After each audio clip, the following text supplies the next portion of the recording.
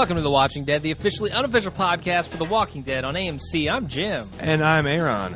And this is the season 3.5 comeback episode. 3.B. I don't even know what to call this. I hate these things. I know. Middle of the season recap introductions. Yeah. Why can't it just be season 4? Yeah. You would think so. I mean, it's been like a year. No, it's been 2 months. 3 months most. So we're just going to talk about like kind of what we want to happen in the next half season and kind of the things that happened between seasons. There's been a lot of stuff. I know you want to talk about the Glenn Mazzara hubbub that went on. You want to start that off first? Yeah, let's go for it. So, I guess the day before Christmas, or the day after Christmas, or something like that, between Christmas and New Year's, is called, like, Take Out the Trash Day. Like, you got some scandal you want to dump out and nobody pay attention to. So AMC announced that they're parting ways with Glenn Mazzara. Now, this is... They've had 3 seasons, and they've gone through 2 showrunners already. Mm-hmm. Now, at first, the rumors were going around that there was the creative differences. That's what everybody was saying publicly. Sure, that's what they always say. And people wondered, like, is this Kirkman starting to, get a little bit more control over his intellectual property and wanting to, the Mazzaras fighting him on things. But what I heard on Seppenwall's podcast, I think last week they're talking about The Walking Dead, and what they've heard is that this second half of the 3rd season is a bit of a mess. Really? Yeah. A bit of a mess as in season 2, a bit of a mess? Because that was a big shit of a mess. Like AMC saw it and decided to part ways with Mazzara afterwards. Shit.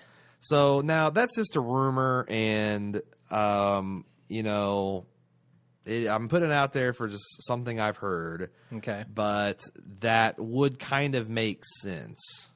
Why? Glenn Mazzara has done such a good job with the first half. Well, why? But AMC just dropping somebody because? I don't know. No, I don't know why they would drop him, but that seems suspect to me with how good season 3 was. How universally. Well, I gotta say, if season 3, and there's no reason to believe the second half of season 3 shouldn't be as good, if not better, because again, they're right in the good part of one of the most memorable sequences, storylines in the comic book, and they've got plenty of material that they can fill for 8 more episodes. Yeah, but if we go through this season and it's as good as the first half of season 3 was, which was definitely good, it played to its strengths very well. You got to think the AMC just really rolling gambling here with their most popular show ever. It's making money hand over fist.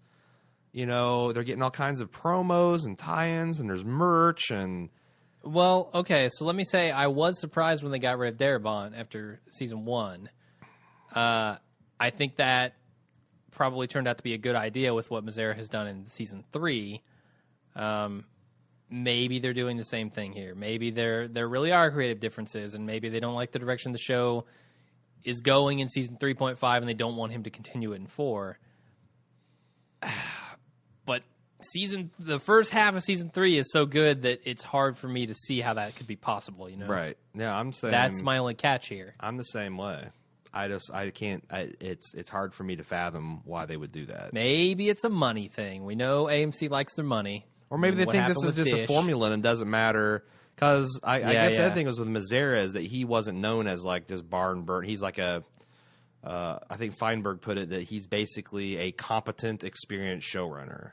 And they're bringing on, I can't remember who it is, but another competent, experienced showrunner. So maybe their thought is AMC wants to keep this show on the cheap, wants to maintain kind of creative control, doesn't want to get another thing with like Matt Weiner and Vince Gilligan where there's always these kind of tension-filled negotiations between seasons. They want to lock this up for years and years and years. So maybe they're going to do revolving showrunners just to make sure nobody gets too much power. Yeah, I think Matt Weiner got in a good time with his contract because right after that you had these mega hits. Yeah. And Mad Men doesn't do the numbers that Walking Dead does, not even close. They wouldn't have given him the contract he wanted then. No. I mean, obviously AMC brings a lot of prestige to the network and a lot of awards and buzz that way. But, I don't know. I will say that unlike in season 2 where people were kind of like not sure where the Darabont blame ended and the Mazzara blame began. Yeah, this is all season 3 was completely done with post everything. when Mazzara got the boot, and I guess he's still seeing things through, like some of the post production and stuff. It's not okay. I don't know. I'm less sure about that, but basically everything was shot and in the very advanced stage of production before they even gave him the boot. So that's such a weird thing to. So this is his baby. If it sucks, you can't say it's because they brought in the new guy. It's still Mazzara, and that would actually be the one thing that makes sense if this turns out to just really suck ass. Yeah, sure. Well, I think it's weird that they say, okay, well, you're fired, but we're going to let you hang around here and make the rest of the show. Contracts to worry about. No, I'm just saying it's weird because, the guy's not going to try as hard, right? Nobody ever tries as hard when they're fired previous to finishing the thing. I guess that's true, yeah. So, I don't know. In IT, they walk you out of the building. Yeah. They say you're fired, they give you a box, and they watch you pack. That's certainly what I'm used to, my experience. Even if they like you, it's like you've got too much power and too much ability to fuck things up. So yeah, you'd think the same would be with showrunners. Yeah. But I guess not. No, maybe not. So I wanted to talk a little bit about kind of the stuff that we hope to see happen in the end of season 3. Try not to get spoilery, though. Okay. Because I know you've read all the comics past here. I haven't read any of them. Okay. Beyond this. So. Well, why don't you tell me what you hope, then? Because I definitely want to see not just a fight between Daryl and Merle. I want to see some sort, not necessarily reconciliation between them. Fight to the death. But I want to see some resolution to the tension between those two brothers. Okay. Because, we've seen in season 3, we've learned a lot more about Daryl and why he is the way he is and what role Merle played in that. And I would like to see that kind of come to a head between these guys. And not just in a fight. I don't want to see them duke it out in an arena. I want to see these issues dealt with. Okay. So for those guys, that's what I want to see. Judging by the previews that I've seen, I might be pleasantly surprised with the way that Rick's character goes. I definitely want to see. I don't want any more psychotic breaks. We've had enough of those. No more phone ringing. Yeah, I've heard some comments by other advanced reviewers that imply that we might get some more psychotic breaks. Really? Yeah. Just phones ringing from here to the end of the from show. hell to breakfast. Yeah, the last episode is just all one phone ringing. That's why Mazzara was fired. I think that I can think of a couple of non-spoiler things I'd like to see. I'd like to see them develop this second half of the season, develop Michonne as a real three-dimensional character. Yes, please. Number one, Hope, because I think they've done right by everybody else. I'd like to see Cuddy from The Wire have some staying power. Please. I really hope that he sticks around for multiple season arcs. I don't have much hope for that, but that's what I want to see. So those are my two kind of spoiler-free hopes for the season. Yeah. Do you want them to do anything particular with Maggie and Glenn? Do you think they're well enough fleshed out at this point where they can just kind of fall to the wayside? I hope they don't kill them off yet. Really? What else are they going to do? Just let us. I think they should be the audience proxy that, of kind of like. Because that'll make it even more painful when they finally do kill them off. Because it'll happen eventually, but I feel like we're just now really liking them as a couple. I mean, we saw the outpouring of support and outrage that the mere suggestion that they would be tortured or killed in the climax of last season brought from the listeners. Yeah. I think they should use and exploit that because those are people that, we, the audience, genuinely care about. Don't throw them away. Good point. You took you a whole season and a half for us to start to be engaged with these characters. And it's not like there aren't any dangerous situations that they can be put in. No. It's a freaking zombie apocalypse. I want to see more zombie apocalypse stuff. I want to see... I understand that this is about kind of the people dealing with this situation, but we haven't really seen zombie apocalypse type stuff since the CDC, I mean, it's been... There was the one scene in the farm where all the zombies rush and take over. But the CDC is where we kind of learned about the virus. It's sure. Where we learned how it spread and how quickly and all that. I'm really fascinated with the logistics of a zombie breakout. Right. So that I hope we see a little bit more of that. Flashbacks, huh? Not necessarily flashbacks. I mean, the CDC wasn't a flashback, and that was handled pretty well. I actually would like to see some more flashbacks. Flashbacks would be good. I'd like to see... I think a perfect way to start season 3.5 would be a governor flashback. Oh, to when he had both of his eyes. So basically like 15 minutes ago. Yeah. No, I'd like to see Penny, and his suspiciously Andrea-looking ex-wife, former like zombie wife now, I guess. Yep. Yeah, I'd like to see that. See kind of a little bit of the rise of the governor. I've never read that source material. I know there's a whole novel series about that, but maybe they could pull a little bit of info on that. Yeah, it'd be cool if they did I know they're not. But it'd be cool if they did like a Breaking Bad season 2, where each episode started with 60 seconds of the rise of the governor, and somehow those 60 seconds would inform the other. They should do those as 40 minutes webisodes. that we see. Yeah, that would be hot. Really cool. Yeah. They should also mail us a check for $10,000. They're both equally likely to happen. Yeah, definitely. I want to see the rest of the X-Men. We've got Wolverine. Yeah, we had. I want to see, and they all should be played by Barenthal. Professor. He's already done Professor X with a shaved head. Yeah. He's put on a red wig. I'm pretty sure I've seen his eyes glow red. Yeah. I was going to say Michonne could play Storm, but I would like to see John Barenthal playing Storm. Yeah, all of them. Yeah. Mm-hmm.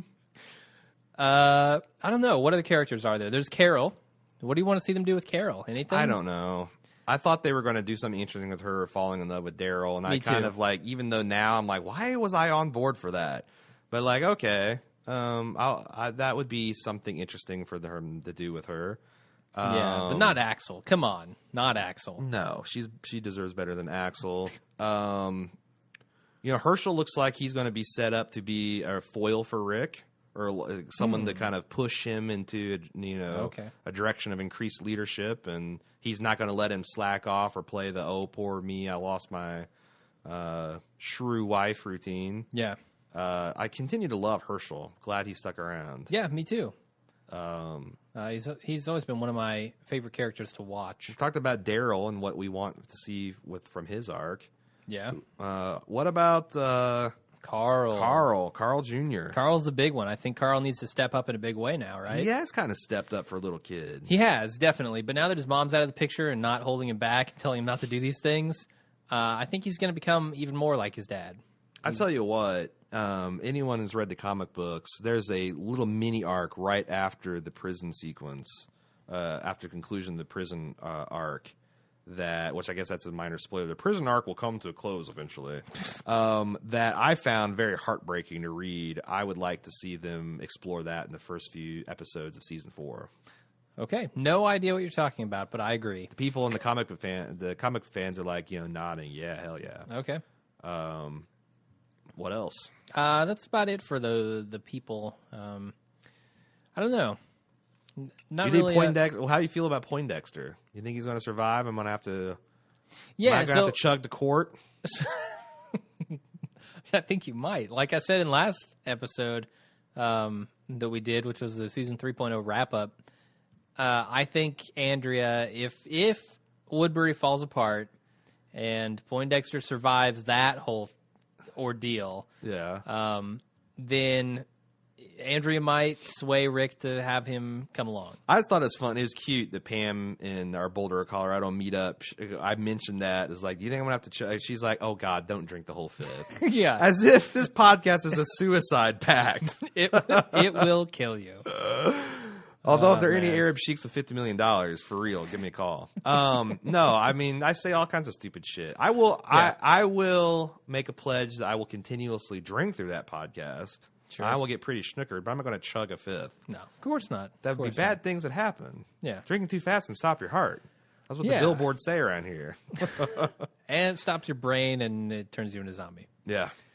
I don't know. That's pretty much it. As far as I had things that I want to see next season.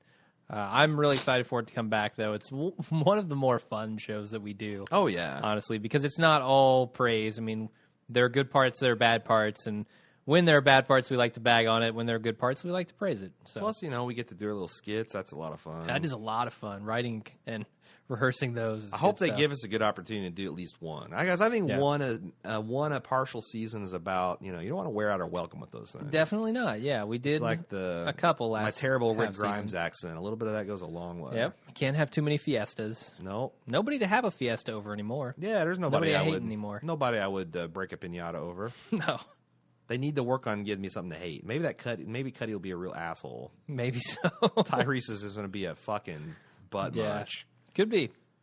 All right, well, that's it. This is a nice short episode, and we'll be back to our normal analysis and feedback next episode when the show airs. Yeah, February 10th. Tuesday evenings, late evening, EST, around between 10 and 11 is what we usually average. Yeah, it comes back on the 10th, and then 2 days after, we will have it posted late that evening. Also, I can go ahead and give an outro, I guess. That would be something that would be beneficial to do. Why not? I stump and stall until I pull up my notes.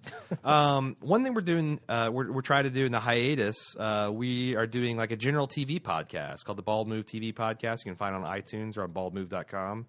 Mm-hmm. We are currently covering Justified, Downton Abbey, and HBO's Girls.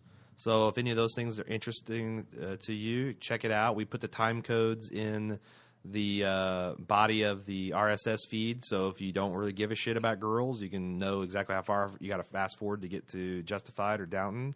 Yep. So give that a try. You can send us email at watchingdead@baldmove.com. You can follow me on Facebook.com. We always have a weekly thread that's pretty rollicking on The Walking Dead at Facebook.com/BaldMove. Jim live tweets at Twitter.com @BaldMove.